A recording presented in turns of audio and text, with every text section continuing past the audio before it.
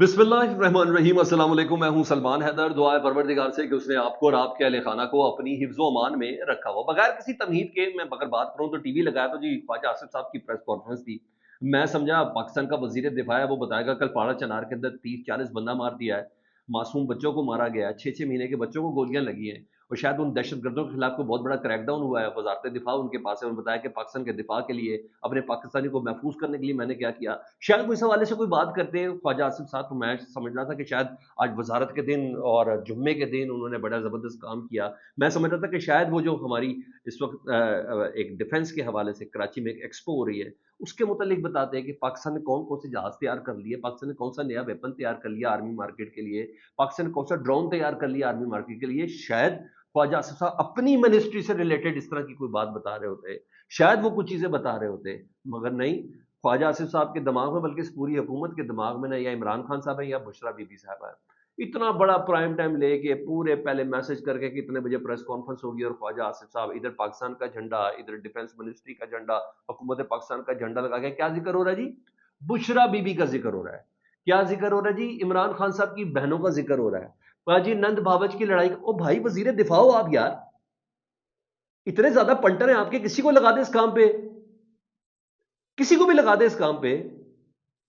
आप वजीर दिफा हो, अपना आपकी केड है, आपका क्या है इस मामले से कि बुशरा बीबी का जिक्र करें, इमरान खान साहब की बहनों का जिक्र करें। आप जानबूझकर, हले भाई, उस खातून के उस खिताब में से आप साबित करने की कोशिश कर रहे हैं कि उन्होंने सऊदी अरब से मुतल्लिक कोई बात की। उसने तो कोई सऊदी अरब से मुतल्लिक बात नहीं की। उन्होंने कहा जनरल बाजवा साहब की फैमिली ने हमें आके बताया कि जनरल बाजवा साहब ये कह रहे हैं। और कौन सा मुल्क है सऊदी अरब का जिक्र किया? सऊदी अरब ये चाहता है कि उसके मुल्क में शरीयत ना हो। आप जानबूझकर इस, मैं कह रहा हूं कि पीटीआई दुश्मनी में ना, आप जानबूझकर सऊदी अरब के साथ ताल्लुकात खुद खराब कराना चाहते हैं। सऊदी अरब कभी कहेगा मोहम्मद बिन सलमान के हमारे मुल्क में शरीयत है? वहीं तो शरीयत है भाई। जुम्मे के दिन सर कलम होते हैं, चोरी वाले के हाथ कटते हैं, वहीं तो शरीयत है। और क्या शरीयत है? आप जानबूझ के उस तरफ टिल्ट करने की कोशिश कर रहे हैं, जानबूझ के मिलायन करने की कोशिश कर रहे हैं, जो खैर तो अवाम बेहतर तौर पर जानेगी।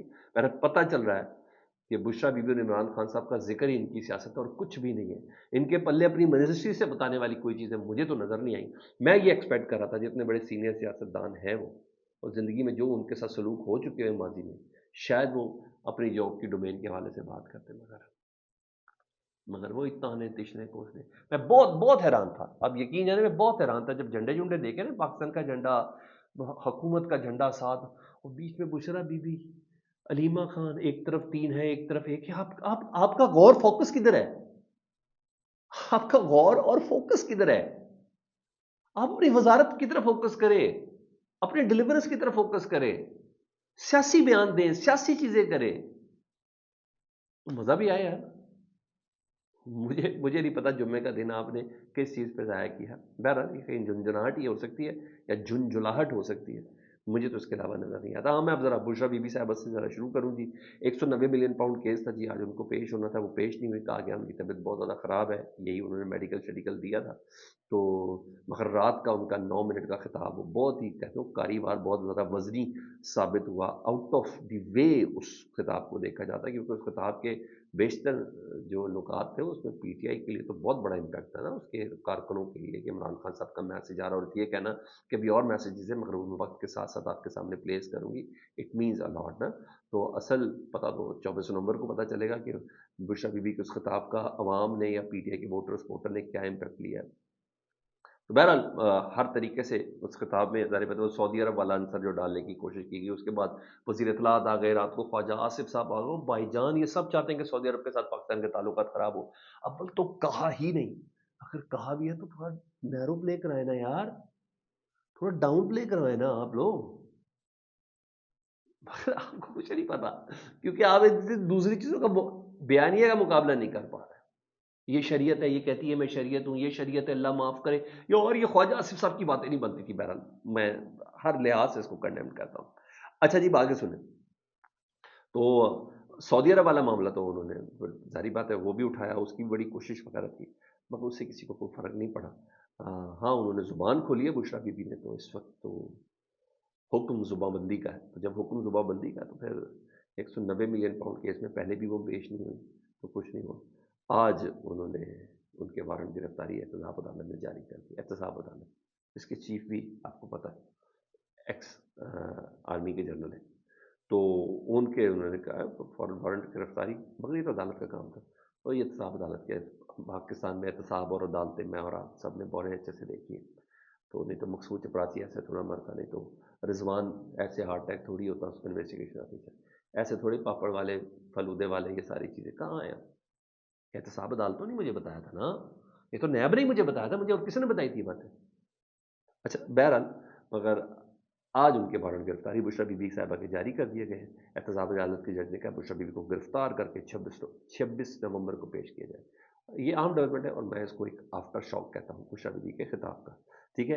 ادھر پی ٹی آئی کے اگر دھرنے کی بات کریں تو اس سے روکنے کے لیے بھی اہم ڈیولپمنٹ ہے اور ہر حلبہ استعمال کرنے کی کوشش کی جا رہی ہے۔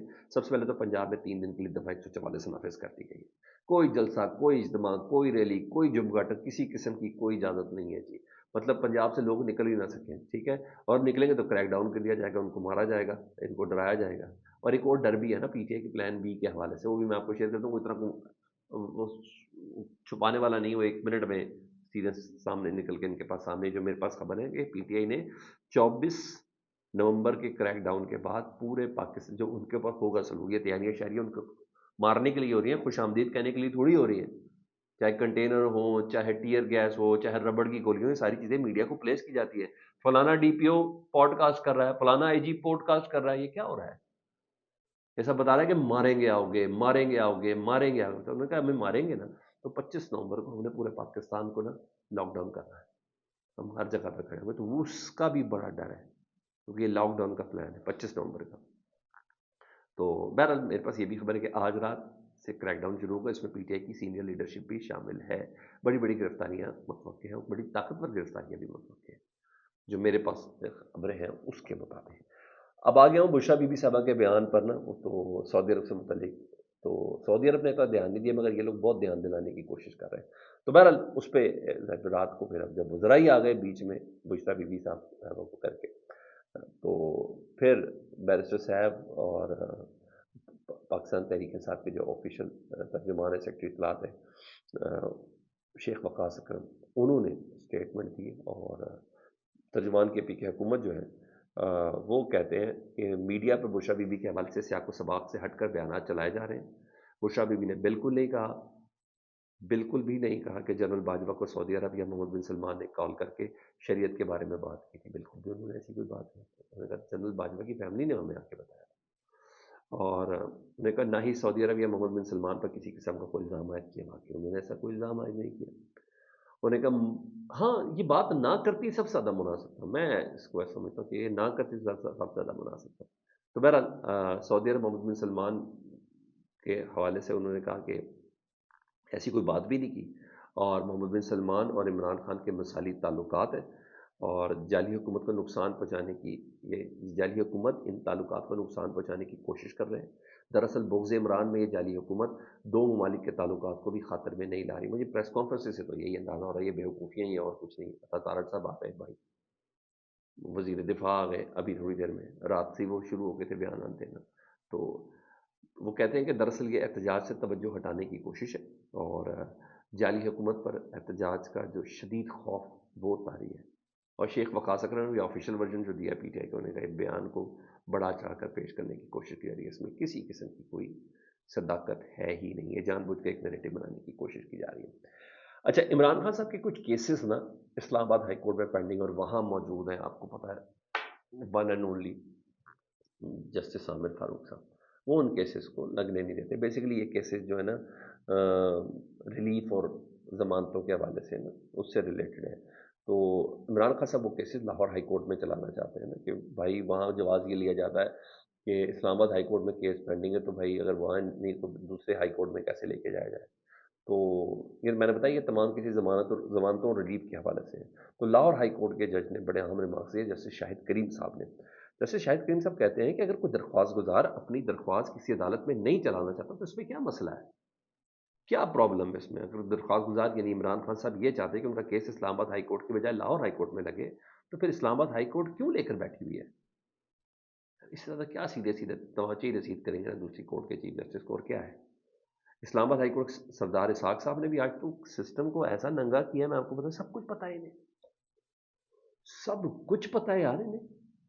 سردار اسحاق صاحب کیا کہتے ہیں اسلام آباد ہائی کورٹ کے، اور وہ آج بیسکلی توہین عدالت آتا نا کہ عدالت کے حکم کے باوجود عمران خان صاحب کی پارٹی رہنماؤں سے ملاقات نہیں کرائے گی، تو انہوں نے نوٹس دیا ہوا تھا آر پی او کو اور سپرنٹینڈنٹ جیل کو، دونوں نے غیر مشروط معافی مانگی، ہمیں معاف کر دیں، غلطی ہوگی اب نہیں کریں گے، غلطی ہوگی اب نہیں کریں گے۔ تو پھر جج صاحب نے کہا، ان کے جو وکیل ہیں شعیب شاہین صاحب پی ٹی آئی کے، عمران خان صاحب کے، انہوں نے کہا ان کو ایک باری معاف کر دیں، مگر ساتھ ہی انہوں نے عدالتی حکم پر سوال بھی اٹھایا، انہوں نے کہا آر پی او اور جیل سپرنٹینڈنٹ کو عدالت میں معاف تو کر دیا، مگر کا آر پی او اور جیل سپرنٹینڈنٹ اڈیالہ جیل یہ ہمیں بتائیں گے کہ آپ کو پی ٹی آئی رہنماؤں کی عمران خان صاحب سے ملاقات روکنے کا کس نے کہا تھا، ہمیں بتا دیں، کیونکہ پھر ہم ان کے خلاف کارروائی کریں گے، مگر آپ نہیں بتائیں گے، ورنہ ہمیں آپ کے خلاف کارروائی کرنی پڑے گی۔ یہ نظام عدالت کے ایسا جملے بول رہی ہے یار، یہ تاریخ کا حصہ تو ہے نا، انہوں نے کہا یہ نظام عدالتوں اور پارلیمنٹ کے ہاتھوں سے نکل کر کہیں اور جا چکا ہے، نہ پارلیمنٹ کے پاس ہے یہ انتظام، وہ بتا دیا 26 بیانی کرنی ہے، وہ بتا دیا انہوں نے آئین عدالت، انہوں نے کہا یہ نظام نہ ہی پارلیمنٹ کے ہاتھ میں اور نہ ہی عدالت کے ہاتھ میں، یہ کہیں اور جا چکا ہے۔ وہ ڈیفینیٹلی طاقتور ہلکے بتایا، اور کیا مقتدرہ بتا دی، کیا بتا، جس طرح بھی اشارے آپ دے دیں، تو یہ نظام کسی ایک یا دو عدالتوں سے ٹھیک نہیں ہو سکتا، ساتھ ہی انہوں نے اپنی پوری عدلیہ کو بتا دیا، وہ کہنا چاہ رہے ہیں کہ اکٹھے ہو جاؤ یار خدا کا واسطہ۔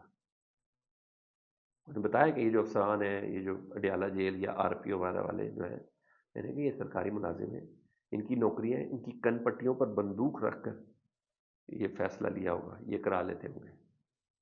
کچھ لوگوں نے انکار کیا تھا ماضی میں، کوشش کی تھی، لیکن ان کی خبر ہی کوئی نہیں ہے۔ یہ نہایت غیر معمولی ریمارکس ہیں۔ اسلام آباد ہائی کورٹ کا جج کہہ رہا ہے یار، اس سے زیادہ اور کیا المیہ ہمارا، اور یہ بے بسی میں ہی کہہ رہا ہے، اور کیا کہہ رہا ہے۔ فیڈ بیک سے متعلق ضرور آگاہ کریں، اپنا بہت زیادہ خیال رکھیں۔ اللہم صلی علی محمد۔